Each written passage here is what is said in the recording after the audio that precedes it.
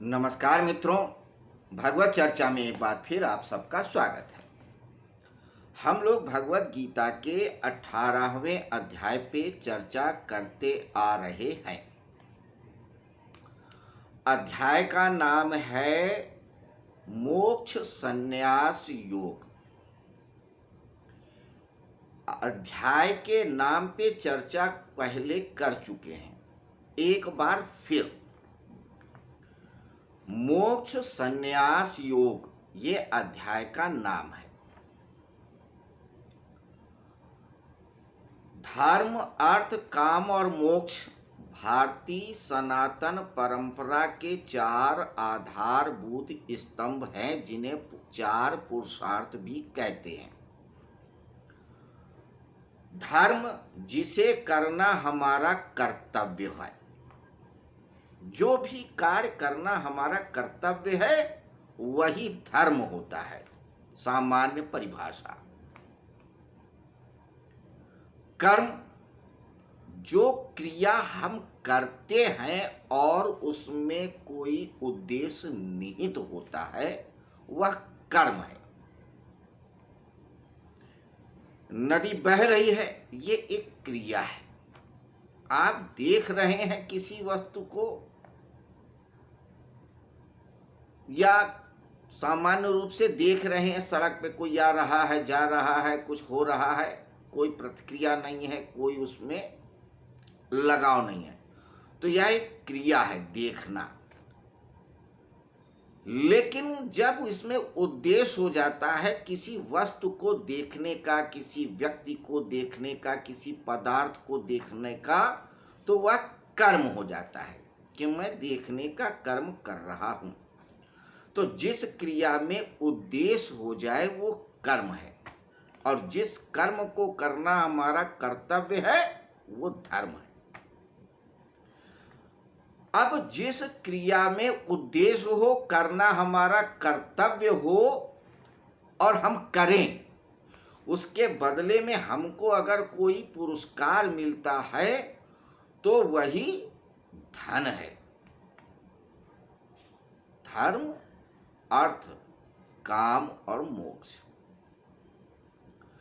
तो जो कर्म करने से हमें पारितोषिक मिलता है वो द्रव्य में मिल सकता है, सम्मान में मिल सकता है, धन में मिल सकता है, किसी रूप में मिल सकता है, वही अर्थ है।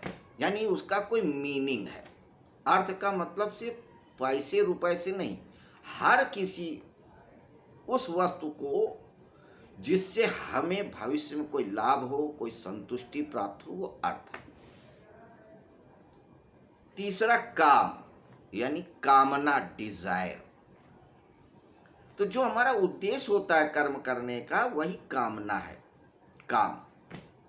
क्योंकि हर मनुष्य के अंदर कोई ना कोई कामना, कोई इच्छा होती है।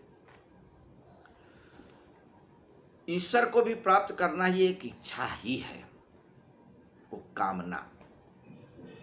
तो व्यक्ति बिना कामना के नहीं रह सकता। वही रह सकता है जो नर से नारायण हो चुका है।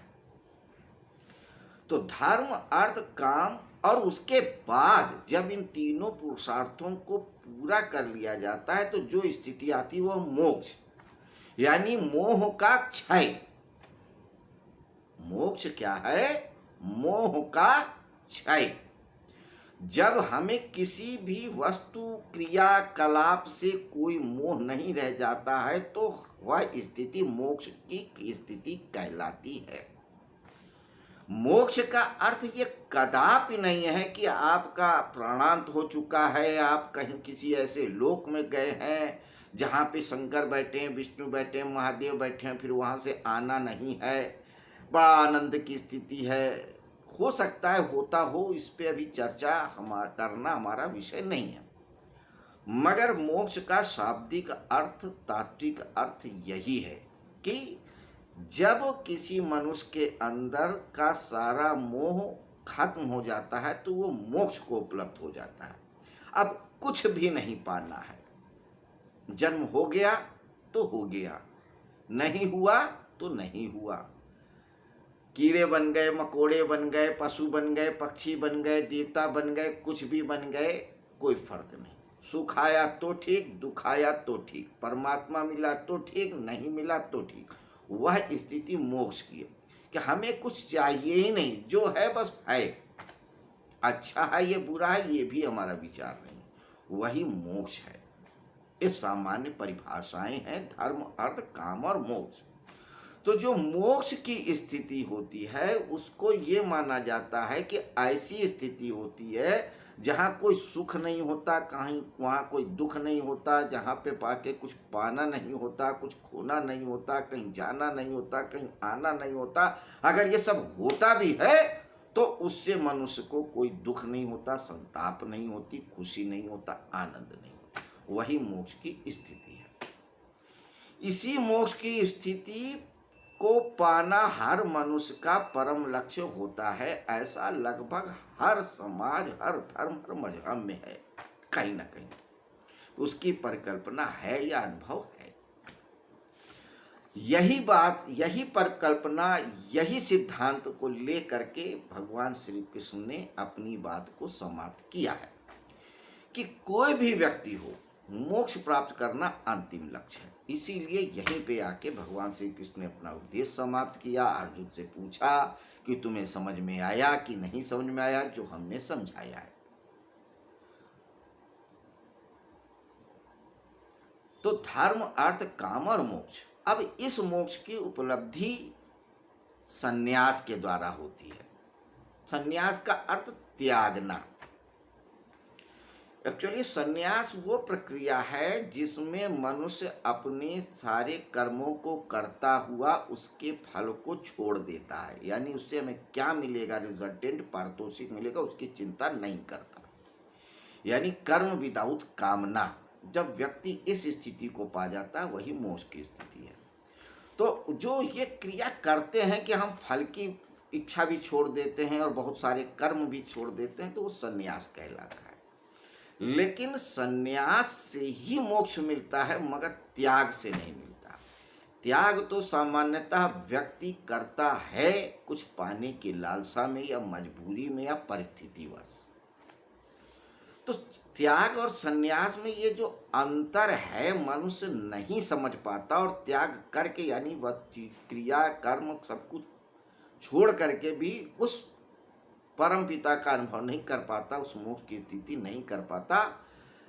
तो ये कंफ्यूजन नहीं रह जाए इसके लिए अर्जुन ने प्रश्न किया था। और ये पहला प्रश्न करते हुए भगवान श्री कृष्ण ने ये कहा से ये उन्होंने ये पूछा था कि संन्यासस् महाभावो तत्त्वमिच्छाम वेदितुम त्यागश्च ऋषिकेश पृथक् केशिनि सूदन, कि हे ऋषिकेश त्याग और संन्यास के तत्व को आप अलग अलग हमें समझाइए।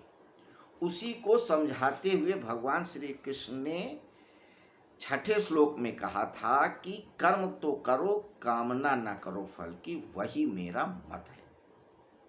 इसके अलावा 4 मत और भी बताए थे, उनकी भी चर्चा किया। फिर उन्होंने कहा था कि कर्म 3 प्रकार के होते हैं, सात्विक, राजसिक, तामसिक। उनकी चर्चाएं किया हमने 7, 8, 9 श्लोक में। इसके अलावा भगवान श्री कृष्ण ने यह भी कहा था कि आप सब कर्मों को करें, यज्ञ दान तप को मत छोड़ें। तो यज्ञ दान तप आप करें, लेकिन भाव कैसा हो इस पे चर्चा नहीं हुई थी, वो अभी इस उसमें करेंगे हम लोग आज। लेकिन उसके पहले हम 10वां श्लोक देख लें जो हमारा आज का विषय है। 10वां श्लोक कहता है, न द्वेष्टे कुशलम कर्म कुशले न अनुसज्जति, त्यागी सत्व समाविष्टो मेधावी छिन्न संशया। संस्कृत में एक बार श्लोक को और देखेंगे, फिर हिंदी में अर्थ समझेंगे। न द्वेष्टि कुशलम, अकुशलम। अकुशलम मतलब पारंगत नहीं हो, कुशल होना, पारंगत होना, मास्टरी हासिल करना। तो कहते हैं ना द्वेष्ट कुशलम, द्वेष्ट मतलब द्वेष नहीं करता। कहते हैं कि मनुष्य अगर किसी कार्य में कुशल नहीं है, कोई काम उसे नहीं आता है अच्छे से या नहीं भी आता है, उससे उसको द्वेष नहीं होना चाहिए कि कोई कर्म आ गया करने के लिए और कहे कि यार मेरे तो बस का नहीं है, मैं नहीं कर पाऊंगा, और उसको छोड़ दे या छोड़ देने की फिराक में रहे। ये नहीं करना चाहिए। जो ज्ञानी पुरुष होता है वो ऐसा नहीं करता। अगर उसको कोई ऐसा कर्म मिला है जिसे वो नहीं किया है या नहीं कर पाता है, तो उसमें भी उसको कोई परेशानी नहीं होती, खुशी खुशी करता है। तो कहते हैं ना द्वेष्ट कुशलम कर्म कुशले ना अनुसज्जते। और ऐसा भी नहीं कि जिसमें कुशल है उसमें बड़ा आनंद ले रहे हैं, मगन है कि नहीं ये काम तो मेरी मर्जी का है, ये मेरे बस का है, मैं करूंगा। तो जो कर्म में कुशल है, जिस कर्म में उसके प्रति प्रेम भाव भी या लालच नहीं है या उसको करने में बहुत आनंद नहीं है, और जो नहीं कर पाता है उसके प्रति द्वेष भी नहीं है, ऐसा ज्ञानी पुरुष नहीं करते हैं। त्यागी सत्व समाविष्टो में धावी छिन्न संशया। तो जो त्यागी मनुष्य है वो संदेह रहित अपने स्वभाव में स्थित है।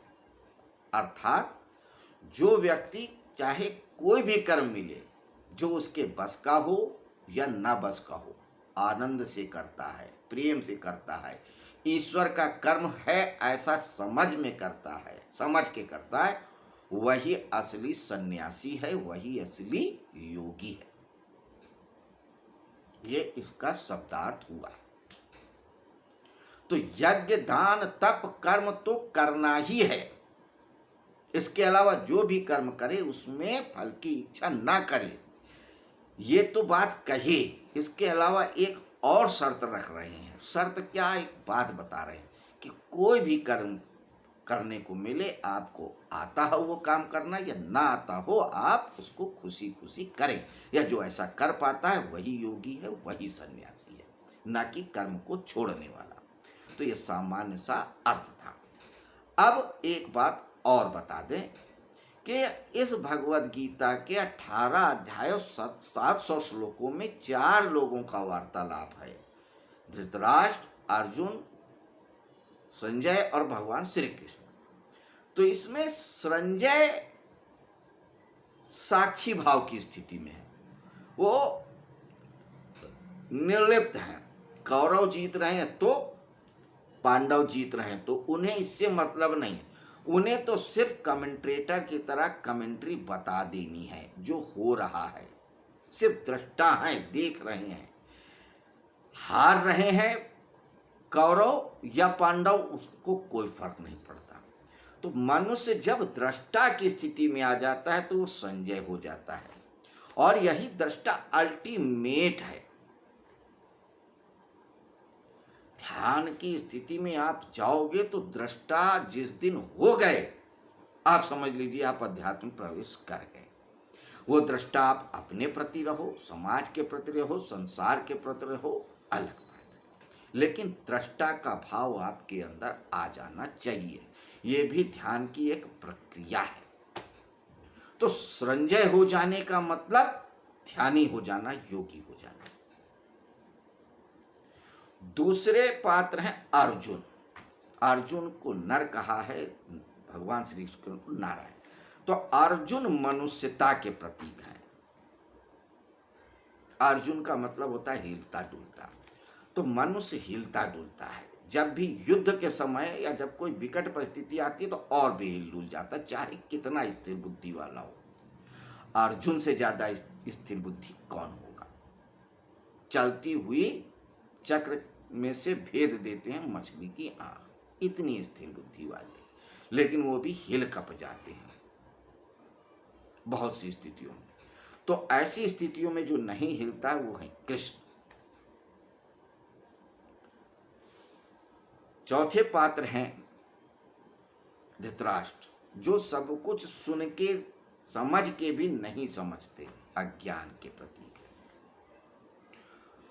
तो धृतराष्ट्र अज्ञान के प्रतीक हैं, संजय साक्षी भाव के प्रतीक हैं, अर्जुन ज्ञानी हैं लेकिन योगी नहीं है, और भगवान श्री कृष्ण योगी हैं। जो दृष्टा भी हैं, दृष्टि भी हैं, दृष्ट भी हैं, सब कुछ हैं। तो ये रहा आज 10वें श्लोक पे एक छोटी सी चर्चा। अब हम लोग कल फिर मिलेंगे इस 18वें अध्याय के 11वें श्लोक पे चर्चा करने के लिए। तब तक के लिए आपसे आज्ञा चाहेंगे। नमस्कार, शुभ रात्रि।